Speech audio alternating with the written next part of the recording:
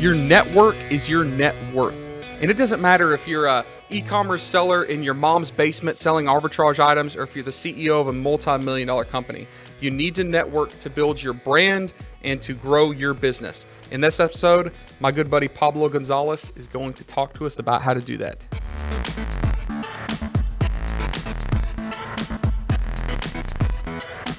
Hey everybody, and welcome to another episode of AM PM Podcast. We talk about all things business, and today we're talking to Pablo Gonzalez, who I met completely on a whim in a VIP section at a club in Nashville, of all places. We'll talk about it a little bit. And Pablo is an expert in a lot of things entrepreneurial, building businesses. Specifically today, we're talking about networking. So Pablo, why don't you say hello and maybe give like a 10-second introduction of yourself? Started from the club and now we're here, man. I love how you introduced me. I think it's really funny since I never go to nightclubs in the last 15 years. My name is Pablo Gonzalez. I'm obsessed with human connection. I feel like my whole life I have been falling upwards because for a really long time, I would really just be down on my work ethic and not give myself enough credit for the fact that being obsessed with how you connect to other people, how you communicate, how you bring good people around you, the way that that aggregates value for yourself and for others, that has turned into my passion. And that is what I realize has allowed me to do the things that I love doing and succeed in Fortune 500 companies, in my own business, socially, with my family, whatever you want to call it. But that's me. I'm obsessed with human connection, and I desperately want to be your friend. Person listening right now. That made you sound desperate. Please be my friend. But no, I get it. I get it. And knowing you, I know where you're coming from. It makes sense. And I know that the majority of this audience, this podcast, is e-commerce sellers. But we're not just talking about how to list your products and rank your products in Amazon. But most of us do come from e-commerce. And just so most of you know, Pablo does come from an e-commerce background. He's from a business development background, we'll say that.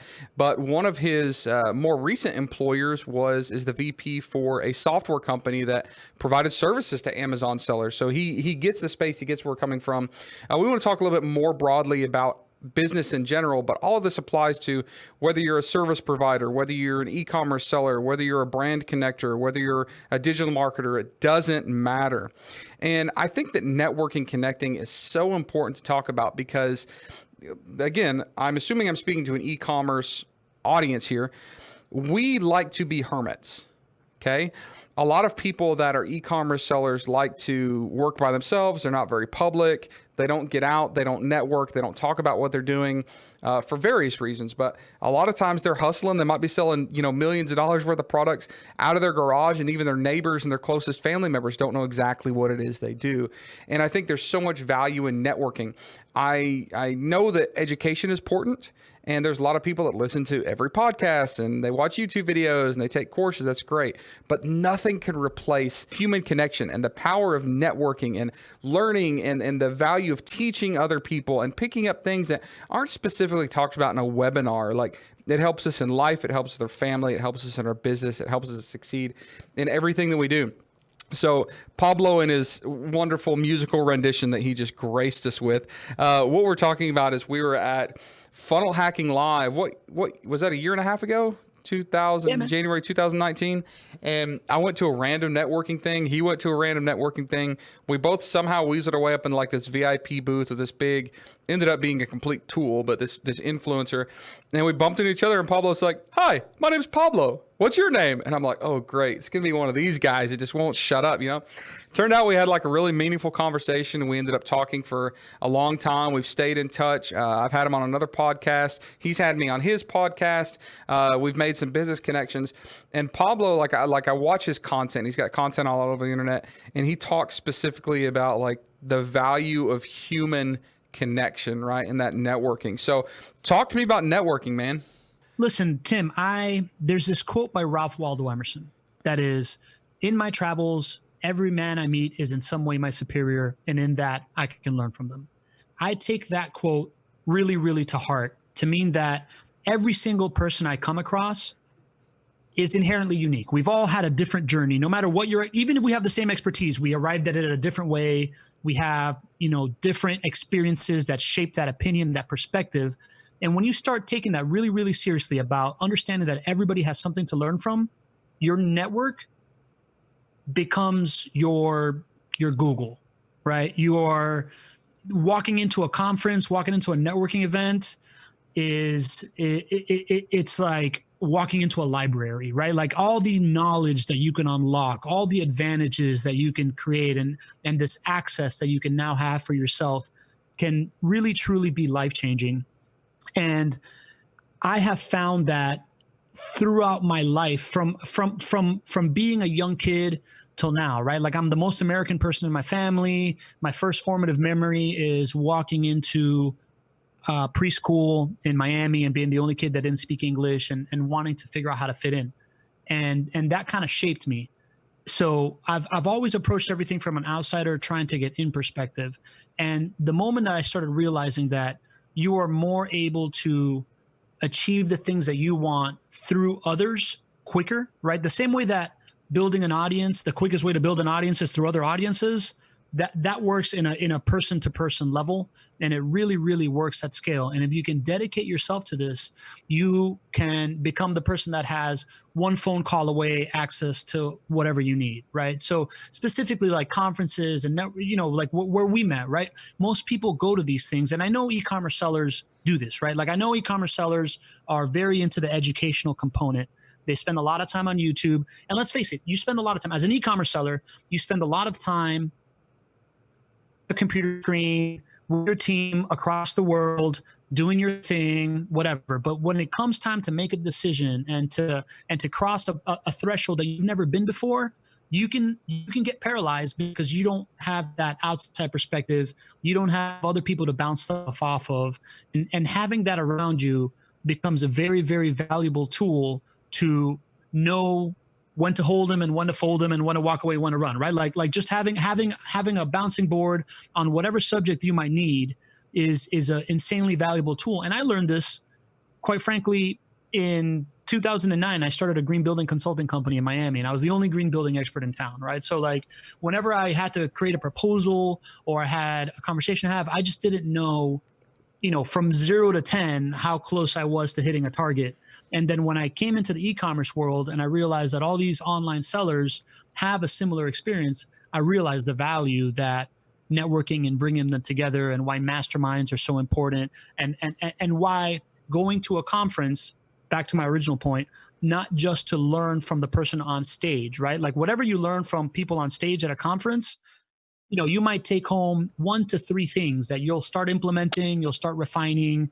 Maybe that can change your business in due time. But if you meet one person, right? Like if you meet that one person that has that one introduction, that has that one unlock, you've been stuck here for years? I fixed that 6 months ago. Here's the answer, right? Or someone like you, Tim, when I met you, right? Like you put me on my first podcast. That's my first experience in being out there, audience building, and the doors that somebody can open for you are exponential when you have a personal relationship. So I don't know if I answered that completely holistically. I feel like I went in all sorts of ways. Well, I didn't even ask you a question. I just said, tell us about networking. So I just wanted to hear you go, man. I'm learning from you. I know this is what you focus on all the time. I've noticed that, and I go to a lot of conferences. Last year, I flew 250,000 miles going to things, and I've spoken all over the place. But speaking on stage or hearing people on stage is not as important as the lobby connections, right? I know people that go to large conferences and they don't even buy tickets. They just go to the resort or they go to the hotel. I call them lobby lurkers. And they get just as much value without having to pay for the ticket, because those conversations are great. Some of the more recent conferences that I've go to, I was at ASGTG. It's like 750 people in Brooklyn. I was there in January. I didn't even walk into the room where the presentations were being done.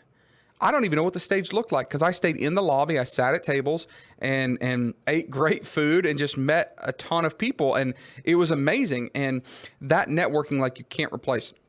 And it's not just about like having a connection or having someone you can call or having like a favorite. It's the learning.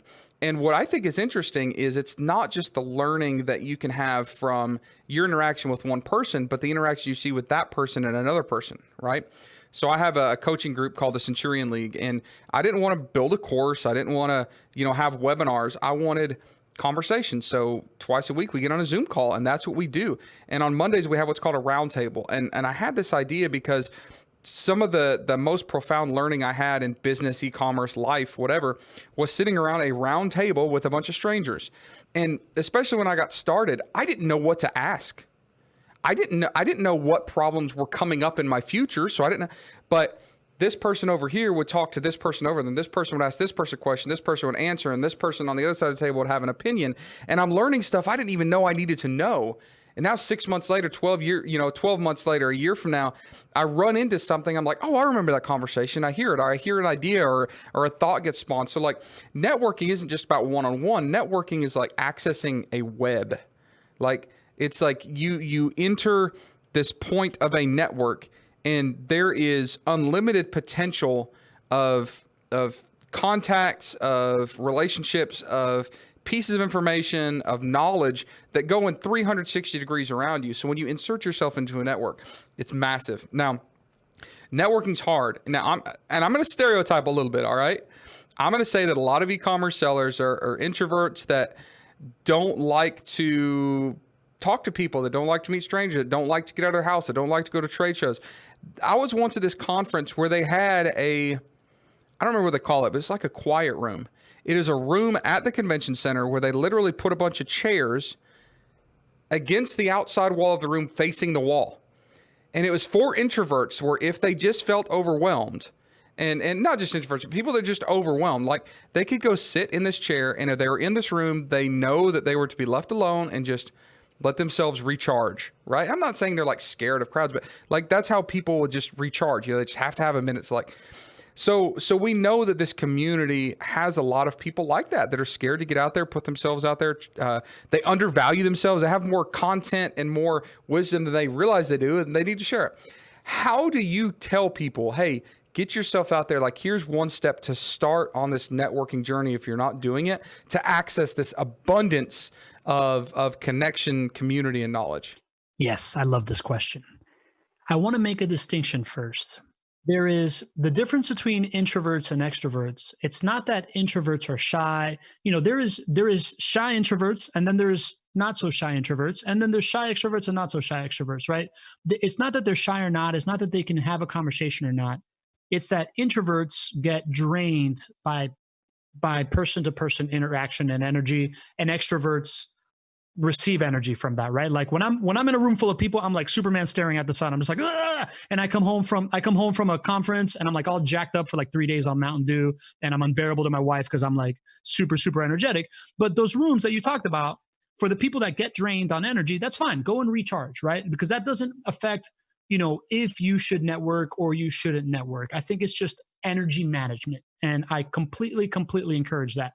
Now, I also understand that one of the scariest things for most people is walking into a room or walking into an event and not knowing anybody, and that initial thought of just like, am I going to be the loser standing here by myself, right? Like that is really what people need to, the big hump that most people need to get over. Because most people, even introverts, will tell you, listen, man, I'm shy, but like you get me in a conversation and I love people, I love talking, right? So how do you start that conversation? Number one, I think you approach it from a mindset standpoint. Get rid of whatever your preconceived notions of networking is, right? Like most people have this like idea in their head that a networking event is a place where you're just like spraying business cards and people are trying to solicit each other. I recently heard a really funny story from the guy that founded BNI, where he was on stage speaking at a networking event, and he's like, raise your hand here if you're hoping to get a sale. And everybody raises their hand. And then he's like, all right, cool, awesome. Raise your hand if you're planning on buying something, and nobody raises their hand. Right? So get that out of your head, right? Like just, you're not there to make a sale. You're there to make relationships. You're there to open doors and see the possibilities. And this isn't a one-stop shop, right? So get that out of your head. Take the pressure off. Don't approach it from that. Approach it from a level of service, right? And everything that I'm saying, and the idea that everybody has a unique value, you're included in there, right? You have a unique value. You, person listening, there is something that you have thought about completely differently than the way that I've thought about, for sure. And that will have some kind of inherent value in my life when I meet you, if you can get good at understanding that. So the first step is get to know yourself, right? Like understand what you're passionate about talking about, what things that you have done a deep dive in, and be comfortable accepting that as value, right? I have one of the networking superchargers that I like to give. It's called Be a Tour Guide, right? And when I lived in Miami, I lived in this like really trendy neighborhood in Miami that is called the Wynwood Arts District, right? It's like where all the cool restaurants started popping up, and I was there right as it started blowing up. It was really, really cool. And all my friends started calling me and asking me like, hey, I'm taking my wife out. Where should I go? And I'm like, boom, here. And, you know, like I was on top of it. So at some point I developed a list of the places I really like there. And at another point I developed a list of places I really like in Miami. And I started just using that list as a talking point, right? Like anybody that I knew was gonna go to something, I knew that I had a recommendation for them. I would listen for it in any conversation that I would get into. I'm like, I know I have this minimum value, and that you can take as, man, if you just had a baby and you just spent the last year researching cribs and baby rooms and whatever you're gonna do, that is something that's valuable to some person. If you know the best school districts in whatever city, you know the best restaurants in whatever city, that's valuable. So it can be that little. If you're an expert in e-commerce like you are, Tim, clearly that's valuable, right? So you're going to be looking for opportunities to add value. And the way that you do that is by asking good questions, right? So you want to be of service, go approach it from a mentality of how can I help other people, right? How can I bring value to somebody else? And that's the mentality that you have to go into it with. And that takes all the pressure off. Am I going to show up in this room and feel like a loser or not? If you're just there looking for a way to help other people, great. The most basic way to help somebody when you're at a networking event is what, Tim? Introduce yourself to them. Yep. Right? Because everybody in that room has that fear of being the person, being the outcast, feeling lonely when you're surrounded by 100 people feels horrible. And so I was always the class clown because I was overcompensating for being nervous. So like growing up as a class clown. So now I do that. I actually do that now. Like if I go to a conference and look, I go to conferences where I don't know people. I don't know anybody. Like I go to stuff that's not, you know, Amazon or e-commerce related. And that's what I do is like, I'll go find a table where there's one person sitting, and like, I'll go and just be a goofball and make fun of myself. Like I'll walk up to the table and literally say, hey, do you mind if I sit here so I don't, you know, like look like a giant loser standing in the back of the room by myself? Can we like pretend to be friends so I don't feel so uncomfortable? And usually that makes them like kind of look at me and laugh. And then I'll be like, hey, let's recruit other people and like see who we can get to. So I'll turn around. I like, you know, when people make eye contact, like they're walking through a room looking for a table. And they're like, if they make eye contact with me, I'll go, oh, hey, are you looking for a table? And like, I'm overcompensating because I'm nervous talking to these people too. But if I can get them to let their guard down for a second, be like, yeah, I say, come on, we're out. None of us know each other. Sit down at the table and you can look cool too, you know? And like, I overdo it, and I'm a little bit like loud and boisterous, and some people would even say obnoxious. But you know what? Like doing that wasn't easy for me. It's super difficult. Like deep down, I'm super self-conscious. I have like imposter syndrome a lot of times, like all these things. And by overcompensating, it's allowed me to, if it doesn't go well, I can shirk it off. Like I can laugh at it. Like if someone looks at me like I'm a complete weirdo, because I can laugh at it. Like, oh, I was kind of being weird. But some of the relationships that I've built and some of the things I've learned and some of the people that I guess fortunately I've been able to help started out by like just being goofy and weird and like putting myself out there. And if I hadn't done that, like I would have really missed out on a lot of things in life, you know? So yeah, I think this huge self-deprecation goes a really, really long way, right? Like I base most of my good friendships on like how much somebody can make fun of me about it. But you know why that works, Tim? It's because we connect on two levels immediately, right? Like if somebody adds value to your life, you feel like you owe them, right? Like that is a chemical reaction that happens in your head, right? Like the Hare Krishnas in the late 70s would like give people a flower and ask for a donation. The flower meant nothing, but they like crushed it with this like big thing because people felt like they were getting a gift and had to get something back. The other thing that bonds people is vulnerability, right? Like any kind of shared vulnerability that you have with someone will automatically connect you. That's why boot camp platoons bond, fraternity classes bond. That's why people from the same generation tend to bond. That's why if somebody tells me, oh man, I lost my brother, you know, at some point, I'm like, boom, I immediately bond with them, right?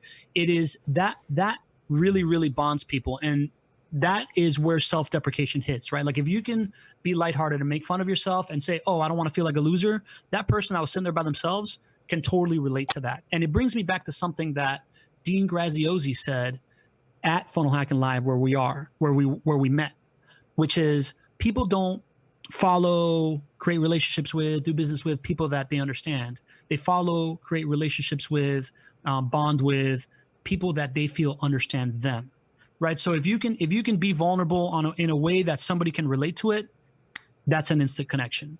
And you said it. Like the other thing that you brought up there is that person walking around the room, man, that is the biggest opportunity for a relationship and for you to add value immediately, always. Like there's always that person in a room that's walking around aimlessly. They're dying to not feel alone in a room of 100 people. All you have to do is introduce yourself to that person. Hey, I'm Tim. Hey, I'm Pablo. Just the same way that I came up to you when you were standing off in a corner in the VIP section of the club. If you just walk up to that one person that's by themselves and start a relationship, you've kind of done both, right? Like you've added that value to their life where they now all of a sudden are like, oh my God, thank you. I'm not going to be the douchebag here sitting by myself. And you can just be like, man, I saw you by yourself, dude. You're floating around. I was floating around. I didn't want to feel alone. So that immediately connects you. And I like to, just like anything, right? The only way you get good at stuff is through repetition and practice.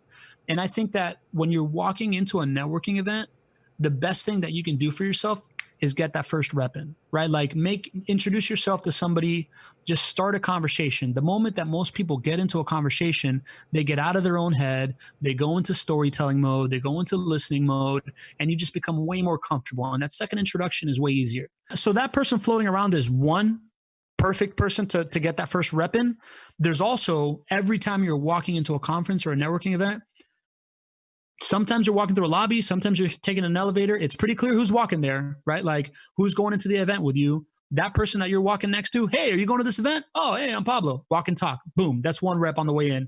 The other thing that happens at all these events, there's always a line. There's always a line for registration. There's always a line for the bar. There's always a line for the buffet. Anybody standing in a line, go stand in the line, look to the person in front of you, look to the person behind you, and be like, hey, what's up, I'm Pablo. Boom. That's a rep that you get in. You're immediately feeling more comfortable. And then finally, there's exactly what you just described, which is there's always somebody sitting at a table by themselves. You walk up to the person sitting at a table by themselves and say, hey, man, you want some company? You're alone. You were here at a networking event.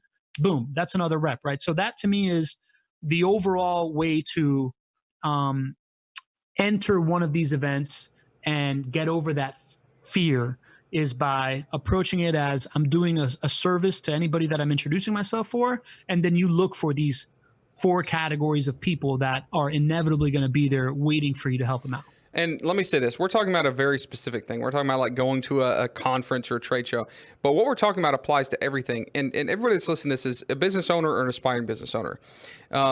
You don't have to be in person at a conference.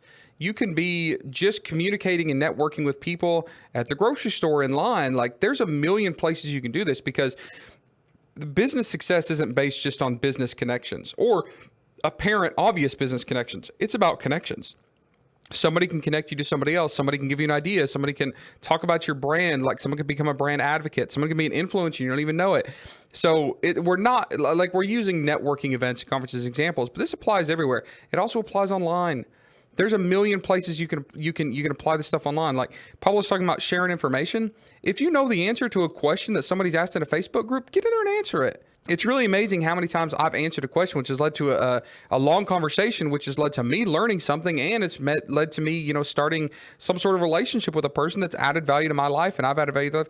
Like, just get yourself out there and help and put out content, but don't think that this is just talking about networking events when it comes to like trade shows or conferences. If you are wanting to talk about a business event, there are like e-commerce specific events. There are business building events. You don't go to a Tony Robbins event or a Grant Cardone event and hear people talking about, e-commerce.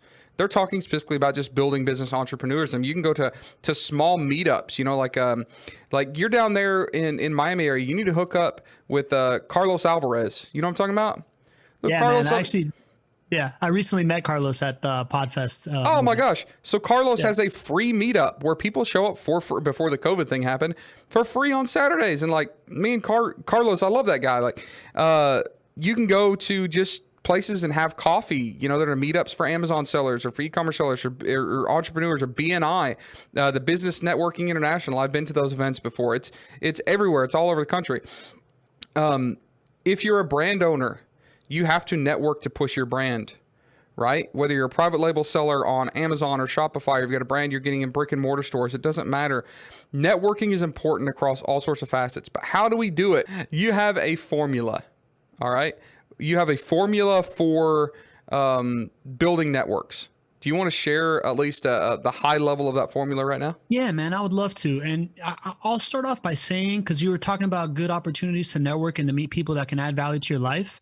I developed this stuff by networking in young professional philanthropic groups in Miami, right? So completely left field, right? Like I started this young professionals group for Habitat for Humanity, and I started realizing that the people that volunteer for nonprofits are at least care more about don't only care about themselves, right? They have something more than they care about than just themselves. And that unlocked a whole big piece of my brain. But the formula for me for really effective networking involves creating a stage and being the stage, right? So the best thing that you can do, just like we talked about, that the easiest way to grow an audience is by growing through other audiences.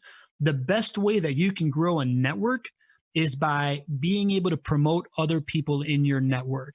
So what do I mean by creating a stage and being the stage? Originally, I had started these young professional groups for Habitat for Humanity. Then I started another young professionals group for this Miami Lighthouse for the Blind. Then I became part of the Miami Economic Development Agency, and we started a young professionals group there. And what we would do is we would gather these groups of like 12, 15 young professionals, and we would plan our meetings around a board member of the nonprofit itself. And we'd all meet together and we would pick the brain of this community leader. They would give us the information, like experience in their career, how they got ahead. And then, we'd have a chance to form a relationship with them. And then we would plan out our meetings, when's our happy hour, when's our volunteer event, whatever. What I realized is that if I am reaching out to a business leader on not just behalf of myself, but on the behalf of this charity and these 12 other young professionals that want to make a difference, I now have more access than I normally would, right? Because I provide more value because I'm providing a stage to somebody, right? So that was the first level. Then at a certain point, and I came up in the construction industry. I had a green building consulting company, got acquired by my biggest customer that was a hospital builder. I became their director of sustainability. And at a certain point, I got bored. I wanted to be a business developer. So I reached out to this developer that was doing this really interesting project that centered around transit-oriented development. So it was building density, a high rise in a residential zone on top of the metro rail station. And it was really controversial because nobody really wanted the project there from the neighborhood, but it was incentivizing mass transportation in Miami, and that was important. So I reached out to him and I said, hey, listen, man, I got these groups of young professionals in Miami. I'm going to put you on stage with the politician on the board of one of my charities and a land use attorney that I know. And we're going to talk about transit-oriented development as it fits into the skyline of Miami for young professionals to know. And had this little tiny event, 20 people showed up, had this conversation, connected him to the people that I put him on stage with, let him speak his part, didn't ask for anything. Next week, he's in the office talking about, hey man, are you guys bidding on this $65 million project or not? Right. So that was the nexus of me understanding that if you can leverage a stage by not trying to put yourself on stages, but by having a stage and putting other people on it that you can connect to an audience, that becomes very valuable. So now you look to the world we live in now with social media, and how anybody can have a YouTube channel, anybody can have a podcast, anybody has just your own feed, and your ability to have stages have become exponential with technology, right? So your Facebook group is a giant stage. This podcast is a giant stage, right, Tim? Like if you are trying to reach out to, I don't know, Jeff Bezos, the chance of you getting to talk to him if you're just reaching out as Tim Jordan is very different than the chance of you getting to talk to him as the host of this podcast and I want to have somebody on, right? So I take that down to the micro in the sense that, networking is all about connecting with people and being able to connect them to others. So I now think about email introductions as a stage, right? Anytime I'm going to introduce somebody, I have a set formula. I say, Pablo meet Tim, Tim meet Pablo. Then I go, Tim. Or now I'm going to say, Pablo, Tim is one of the nicest guys I've ever met. He's super friendly. He's an e-commerce ninja. And he does everything from these buyer trips to having a Facebook group to having a private label brand. And I think that you should get to know him because he can teach you this and that, right? And then I'll say, Tim, meet Pablo. Pablo is like super connector. You want to have him in your network because he can introduce you to whoever, blah, blah, blah. Right. So I write 2 separate paragraphs, putting people up on pedestals for each other. And then I say, I hope this brings value to both of you. Happy connecting. Now, at that point, whether those people follow up with each other or not, whether it's successful or not, both of them think, damn, Pablo just put me on a pretty high pedestal. I like that guy. Next time he needs something, I'm going to do something for him. Right. So just thinking about an email introduction as a mini stage already adds value to people and already creates that feeling of, this guy is in it for me. He cares about who I am, and I want to reciprocate in that. Yeah, and of course we're talking about, high level stuff and young professional groups and $65 million developments, but these things apply to everybody, right? Whether you're a digital marketer and you're just starting some sort of affiliate deal, whether you're trying to get a few sales to launch your next product on Amazon or Shopify, or trying to build your email list for your product. It doesn't matter. Like, all this stuff works. So give, and you will receive. Like that's what it comes down to. And leverage other people, but don't leverage them by selling to them. Leverage them by providing value to them, and they will come back. I can ask somebody for something and they might give it to me. But if I provide something for somebody, they're more likely to just come to me, give me something I didn't realize I need, right? And of course, there's a lot of points I could make about having, value in society and, providing value for those around you for self-fulfillment. I'm not going there. I'm talking about just networking. When you put yourself out there and you put other people together and you provide content, provide value, your network will grow, and your network, like they say, is your net worth. So it doesn't matter what stage you're at in life, what you're doing in life, whether you're a stay-at-home mom doing a little retail arbitrage and you need to learn something you didn't know, or you're the CEO of a multi-million-dollar company, you're trying to grow it or exit it or whatever you're trying to do. All this stuff matters. So speaking to a largely e-commerce community, Pablo, let's wrap this up by giving you an opportunity to share. You've got like 3 minutes to get on a soapbox. And right now, things are tough in the world, right? Like, we see businesses closing all the time. And right now, the forecast for the economy doesn't look good. People are scared. People can't go out and network in person. But e-commerce is growing, and the e-commerce opportunities have never been greater. People need to not sit on their butts and not do anything. Like, now is the time to put your pedal to the metal, put your foot on the gas, make a big change. But you can't go out and physically network. Like, get in your soapbox for 3 minutes and encourage people and tell them how they can still be networking even in a time of self-isolation and no physical events. So preach to us, brother. Yeah, man. We talked about this not that long ago, right? Coronavirus has changed a couple of things, but more than anything, it's accelerated some trends that were already coming. And one of those trends is the fact that we've just gone through this inflection point in history when communication mediums have just exploded and gatekeepers are gone. And you can now talk via video, audio, however you want, to the world, unfiltered, all the time. And you need to become fluent in that type of communication, right? This is akin to when the printing press got invented, all of a sudden writers became really, really, really valuable, right? When the radio came out, people that could speak on air became really, really valuable. Same with TV, right? Now this has just been an accelerating trend that has been coming. So everybody is now paying much more attention online, how to communicate online, how to do that. And this is the opportunity to start speaking your truth. Start putting out there your value. Whether you are an e-commerce seller talking about your expertise, whether you are a stay-at-home mom that is talking about the way that you are managing the stress of COVID while you're building your online business, whether you are somebody that is a 9-to-5 work from home person that is also trying to start a side hustle, this is the time to start speaking at scale online. And I have found that, to find real happiness, there is kind of a 4-step system that I have that I have distilled for myself.